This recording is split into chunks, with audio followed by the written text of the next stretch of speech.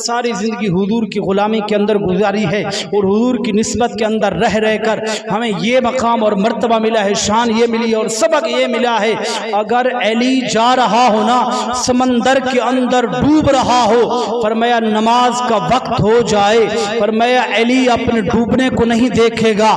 وقت کو نہیں دیکھے گا، بلکہ فرمایا ڈوبتے ہوئے مقام کے اوپر جب بھی اذان ہوئی تو علی نماز کا ادا فرما لے گا۔ فرمایا یہ علی کی فکر ہے۔ آج جو فرمایا شراب پینے والے بڑی بڑی زلفیں رکھا کر ہاتھ کے ڈنڈا سوٹا اٹھا کر اور 2 نمبر پیر بن کر کہے علی علی کا نعرہ لگائے اور دمادم مست کلندر کا نعرہ لگائے، میرے بھائی یہ علی کو ماننے والے سن ذرا، حضرت مولا علی شیر خدا نے فرمایا شراب، یہ شراب پی کر قوالی کہنے والے جو آپ کو سبق دیتے ہیں سمجھاتے ہیں کہ دمادم مست کے نعرے لگائیں، کیا فرمایا شراب کا ایک قطرہ دریا کے اندر گر جائے پھر دریا خشک ہو جائے، اس سے گھاس اگ جائے، پر میں علی کا گھوڑا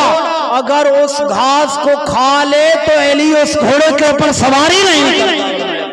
ذرا توجہ تو کریں، فرمایا اس دریا کے اندر شراب کا قطرہ گر جائے، گھاس اگے، پھر گھوڑا گھاس کھائے، اس گھوڑے کے اوپر علی سواری نہیں کرے گا۔ یہ 2 4 بوتلیں پینے والا آپ کو کیسے علی کا ذکر سنا سکتا ہے؟ اور مولا علی شیر خدا کرم اللہ وجہ الکریم، اللہ کی قسم ہمارے اکابر ہیں جو سبق دے کر گئے ہیں، درس دے کر گئے ہیں۔ آج تو ہمارا معاملہ بہت بگڑا ہوا ہے،